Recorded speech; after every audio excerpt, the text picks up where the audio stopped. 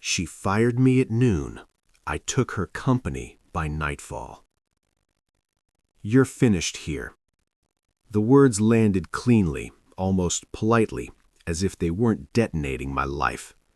Across the polished walnut table, my younger sister, Marissa Hale, didn't even look at me when she said it. She was already flipping to the next slide in her board packet, CEO posture perfected, lips pressed into that familiar smile she wore when she believed she'd won. Clear out by tomorrow, she added. Security will help if needed. I scanned the room. 12 directors, a few averted gazes, one man pretending to reread a report he'd already memorized. No one spoke. No one objected. I nodded once. Is that all? Marissa finally looked up. Yes, Claire, that will be all. So that was it. I stood, gathered my notebook, and walked out without rushing, without slamming doors. The click of the boardroom door closing behind me sounded absurdly small for something that had just ended 15 years of my life. My name is Claire Hale. I'm 43 years old, and 10 minutes ago, I was the chief operating officer of Hale and Mercer Logistics, the company my grandfather built and I turned into a national force. I'd also just been fired by my sister. My assistant, Renee, knew before I said a word. She took one look at my face and whispered, "What happened?" I said evenly, "Marissa terminated me, effective immediately." Her eyes widened. "She can't." "She can," I replied, and she did. I sat at my desk, the familiar weight of the chair grounding me as the initial shock faded into something colder, clearer. Anger burns hot. Strategy runs cool. I opened my bottom drawer and pulled out a slim black folder. Renee noticed. "Is that?"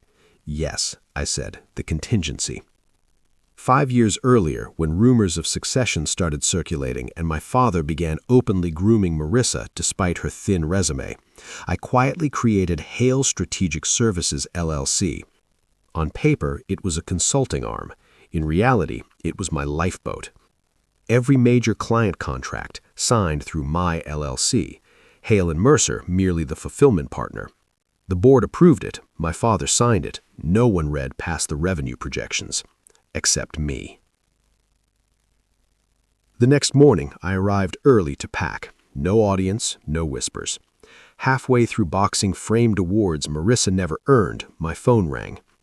"Claire," said Dana Whitlock, our largest client, "why is your sister emailing me like she's my new handler?" I smiled for the first time in 24 hours.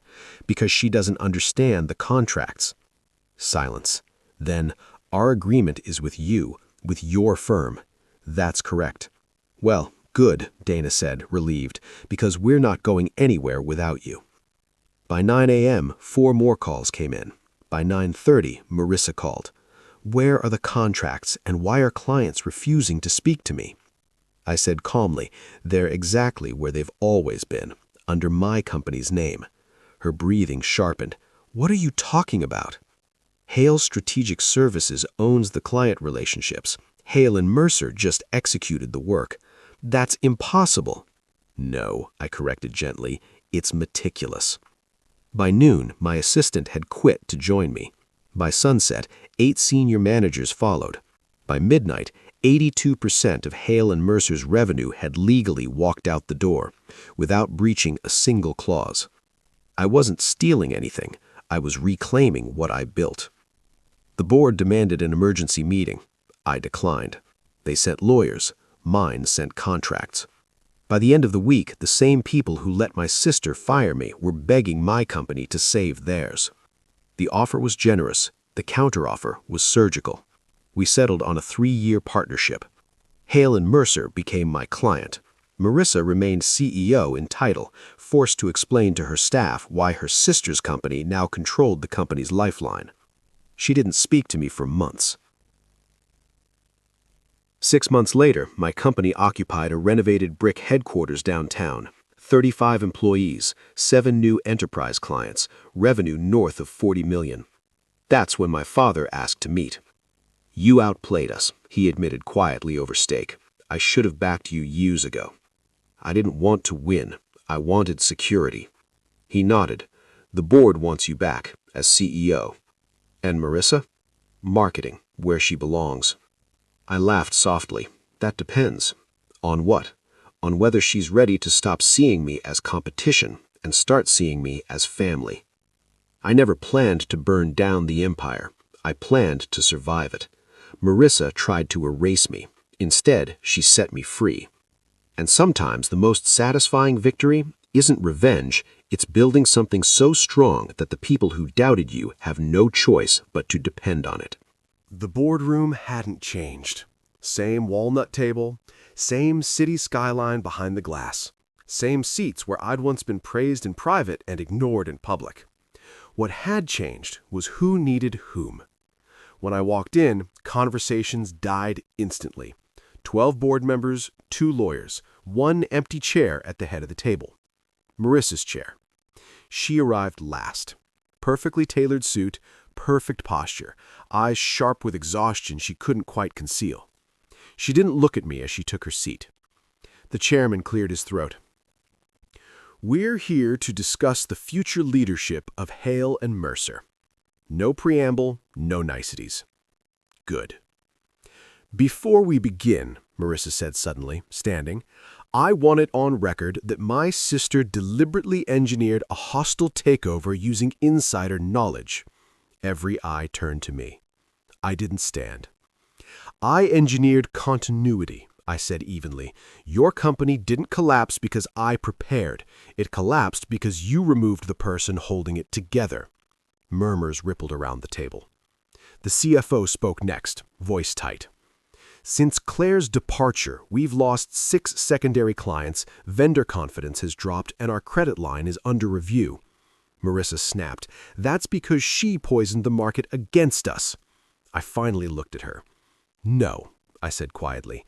You did that when you confused authority with competence. Silence followed. Heavy. Uncomfortable. The chairman leaned forward. Claire, the board is prepared to make you an offer. I raised an eyebrow. I'm listening. We want you back as Chief Executive Officer. Marissa turned sharply. You can't be serious. I can, and I am. He slid a folder across the table toward me. Full operational control, strategic autonomy, and Hale Strategic Services remains an independent partner. My heart didn't race. That version of me, the one who needed their validation, had already left this room. And Marissa? I asked. The chairman hesitated. Chief Marketing Officer. Marissa stood again, face flushed. This is a betrayal. I met her gaze. No, this is accountability. She turned to the board. You're choosing her over me. No, the chairman said gently. We're choosing the company. Marissa's voice cracked. She planned this for years. I nodded, because I knew you'd eventually do exactly what you did.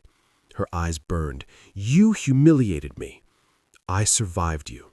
The humiliation came from your own decisions. She looked around the room, searching for support. Found none. The chairman turned back to me. Do you accept? I closed the folder. No. The room froze. Marissa laughed sharply. Of course you don't. This was never enough for you. I stood then. I didn't build my company to crawl back into a structure that failed me. Hale and Mercer can remain my client, but I won't be its savior. Gasps. Whispers. My father, seated at the far end, finally spoke. You're walking away from your legacy? I looked at him. I'm redefining it. Marissa sank into her chair, stunned. What happens now? She asked, quietly. It depends on you, I said. You can lead marketing with humility, or you can walk away. She swallowed. And you?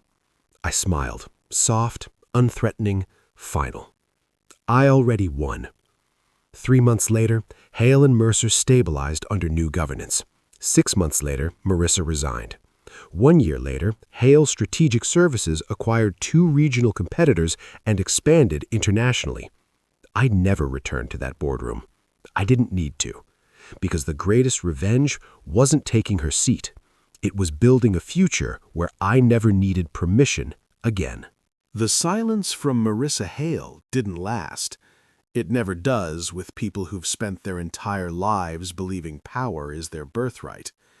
2 weeks after Hale and Mercer officially signed the subcontracting agreement with my firm, rumors started reaching me through Nashville's logistics circles. Subtle at first, then sloppier. She's unstable. She's vindictive. Watch out, she burned her own family. I'd built my reputation in boardrooms, not gossip columns, but Marissa was fighting the only way she knew how, by poisoning the room.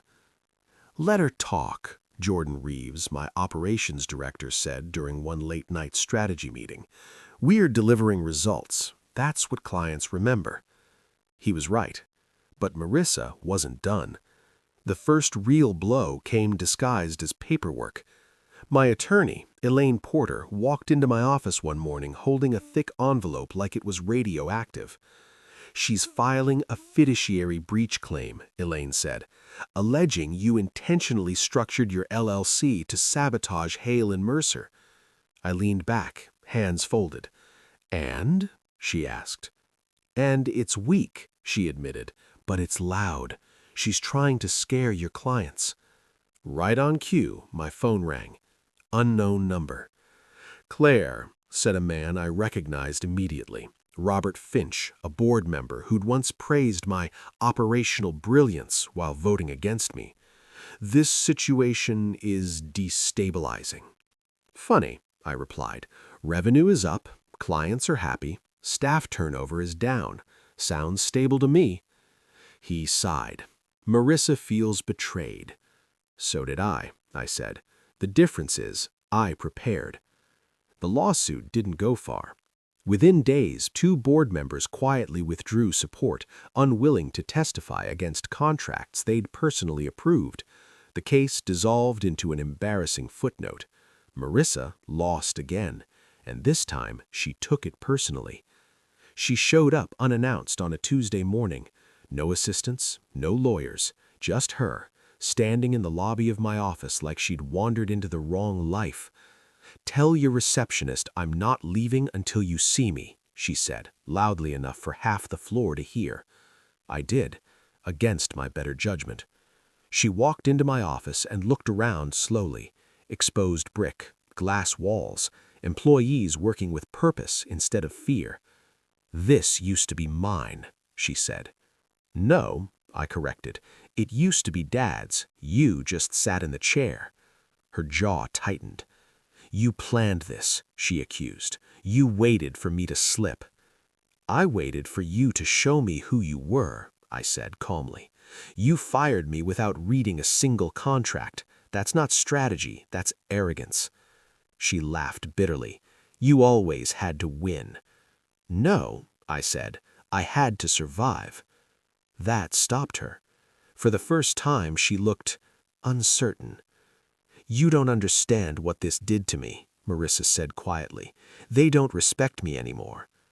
I studied her, the sister who'd always been celebrated, protected, elevated. "Welcome to my world," I replied. Her eyes filled, just briefly, then the mask snapped back into place. "This isn't over," she said. I nodded. "No, but it is different now." She left without another word. That night, I sat alone in my office long after everyone else had gone home. Winning hadn't felt like I imagined. There was power now, influence, control, but also distance. Marissa wasn't just my rival. She was my mirror, showing me who I might have become if I'd relied on entitlement instead of preparation. My phone buzzed. A text from my father. "The board is reconsidering leadership. Be ready." I stared at the message. The final confrontation wasn't going to be in court.